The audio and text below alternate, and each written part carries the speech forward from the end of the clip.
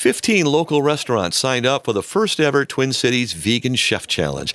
All throughout January, foodies are encouraged to stop in, ask for the Vegan Chef Challenge menu, and vote for their favorites. WGLT's Lauren Warnicki stopped by for a few to check out the competition. Vegan Chef Challenge coordinator Austin Simmons grew up in Springfield. He became vegan nearly 10 years ago at age 15. There are more options now, but at the time, it was tough. You can go to Aldi's and you can get vegan chicken and waffles. Burger King has options, and so do a lot of restaurants, and that just wasn't the case before. A trip to St. Louis's Veg Fest in 2019 was the first time Simmons had ever met another vegan. So I went all those years not really knowing any other vegans in person, and that kind of that made me a little annoyed. Simmons organized monthly restaurant meetups and ran a successful vegan challenge last year in Springfield. But it hasn't been easy making inroads with the vegan community. I just saw how the vegan community just seemed very stagnant in Central Illinois. Vegan Outreach, the national nonprofit that hosts the challenge, was impressed by Simmons' efforts promoting veganism in the Midwest. That led to a full-time gig organizing challenges all over the region. There's one in Springfield, Missouri, and Springfield, Illinois, plus Rockford and now Bloomington Normal.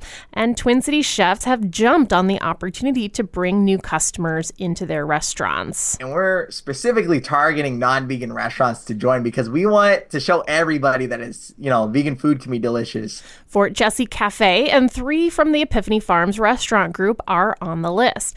Under Wraps teamed up with Alla Tavolo and Great Harvest Bread Company to create new items. Food truck Shroom Shack has set up shop at Mystic Kitchen for the month. And Simmons says the challenge isn't just about highlighting existing vegan menu options. They're actually primarily new options that they're adding because we want to excite not only non-vegans, but vegans too, because we've already seen the existing menu options the vegans have. So let's bring something new, something creative, and let's see what these chefs can come up with whenever they're put to the test. The Coffee House in Normal, Pollen and Pastry, Zeta Coffee, and Sugar Mama all have your caffeine fix and sweet tooth covered. Got a hankering for chicken and waffles? Sal's Late Night Eatery has got a vegan option for that too. And veganism and Indian cuisine kind of go together like bread and non-dairy butter. So it's not too surprising to see Bloom Bawarchi and Purin Indian on the list of competitors.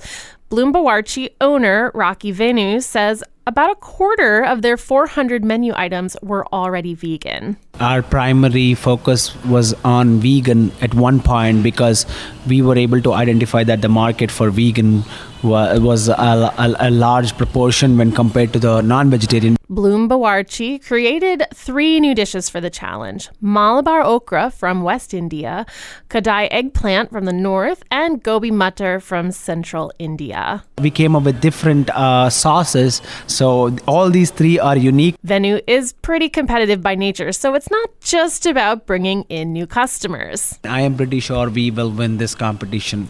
He's not the only one. Pizza Paya owner Adam Alpaya wants to win too. Venu recruited the pizza parlor and bar in Uptown Normal for the challenge. I like a good challenge, and I love to feed people, and this is like a new way to kind of reach some new people. And while pizza might not sound particularly vegan-friendly at first, Alpaya was already making dairy-free cheese in-house. They were asking for it, so I said, you know what, let me get in the lab and try this, and yeah, they loved it. It's delicious. And even people who aren't vegan are like, oh, this is actually pretty good. Pizza Paya's vegan cheese is made from cashews and nutritional yeast, which adds an umami flavor. A few secret ingredients give Alpaya's non-dairy pizzas that ooey gooiness of cheese that pizza lovers look for.